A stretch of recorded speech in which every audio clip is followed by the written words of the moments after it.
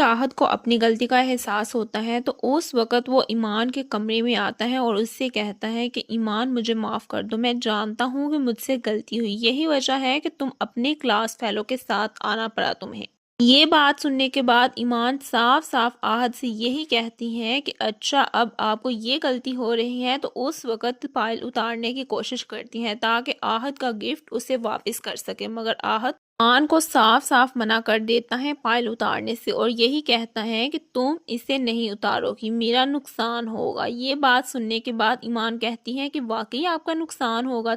आहत को अब समझ नहीं आती कि आखिर इस लड़की को चुप कैसे करवाए, तो उस वक़्त उसकी बात का जवाब देते हुए यही कहता है कि हाँ, अगर खुद उतर कर गिरेगी तो शायद मेरा नुकसान ना हो, मगर अगर इसे उतारा जाएगा तो मेरा बहुत बड़ा नुकसान हो जाएगा। ये बात सुनने के बाद अब ईमान तो चुपचाप वहां से चली जाती है, मगर आहत को भी जाना पड़ता है। दूसरी तरफ अब तैमूर भी बार बार ईमान के ही ख्यालात सोचता है, यही सोचता है कि मैं उसके बारे में न चाहते हुए भी क्यों सोचना शुरू हो चुका हूँ। और उस वक़्त वो दिल ही दिल में सोचता है कि ये हरकत मैंने अपने दिल से नहीं बल्कि दिमाग से की है। लोग दिल से मजबूर होकर काम करते हैं, मगर मैं तो दिमाग से करता हूँ। एक तरफ जहां वो ज़ारा को धोखा दे रहा है, दूसरी तरफ ज़ारा को अपनी गलती का एहसास है कि उसने बिलाल से कोई भी बात ना पूछी ना की। अब उसे कॉल करनी चाहिए, मगर जैसे ही वो उसे कॉल करती हैं तो उस वक़्त फिर अपने रोने रोना बैठ जाती हैं। बिलाल भी हमेशा की तरह चुपचाप ज़ारा की सारी बातें सुन लेता है, क्योंकि अब ज़ारा बार बार उसे यही कहती है कि तुम्हें सबके सामने खुद को साबित करना चाहिए था कि तुम्हारी ये आदत नहीं और ना ही तुमने चोरी की है। ये बात सुनने के बाद बिलाल आगे से कोई भी रिएक्ट नहीं करता, क्योंकि वो बहुत अच्छे तरीके से जानता था कि ज़ारा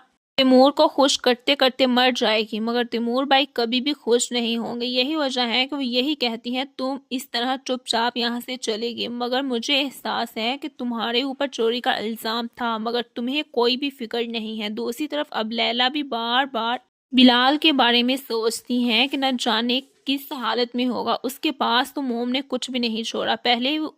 अपनी मोम को बिल्कुल भी अच्छा नहीं समझती, यहाँ जैसे ही अब वो बिलाल की ऊपर चोरी का इल्जाम लगा देती हैं तो उस वक़्त उन्हें मज़ीद गुस्सा आता है, ये सोचते हुए न जाने पहले मेरे माँ बाप ने इसका हक मार दिया, इसके डैड के मरने के बाद इन लोगों की सारी जायदाद हड़प ली और सांप बनकर ऊपर बैठ के। और अब एक तरफ जहां ये सारे खेल खेले जा रहे हैं, वहां ही दूसरी तरफ ईमान को भी इस बात का बिल्कुल भी अंदाज़ा नहीं कि तैमूर भाई जो बहुत अच्छे बनने की कोशिश कर रहे हैं वो असल में अच्छे नहीं बल्कि सांप की तरह उसे डसने वाले हैं। क्योंकि तैमूर अब बार बार ईमान के ख्यालात तो सोचता ही सोचता है, मगर अब वो बहुत ही बुरा उसके साथ करने वाला है। आहत के सामने यही शो करवाएगा कि इसमें सब में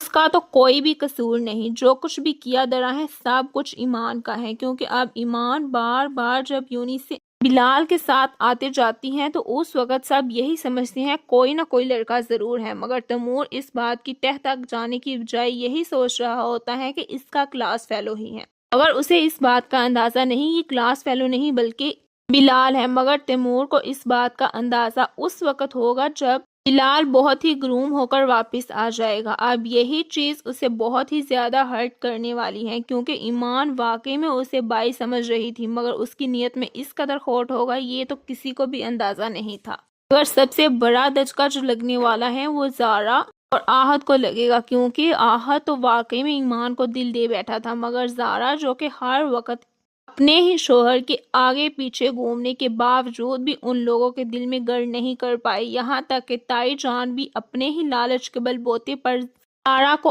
पलकों पे बिठाए बैठी थी, मगर असल में हकीकत में ये सब कुछ नहीं था। अगर उसे किसी चीज़ की हवस थी, किसी चीज़ की ज़रूरत थी, तो सिर्फ और सिर्फ इन लोगों की दौलत की।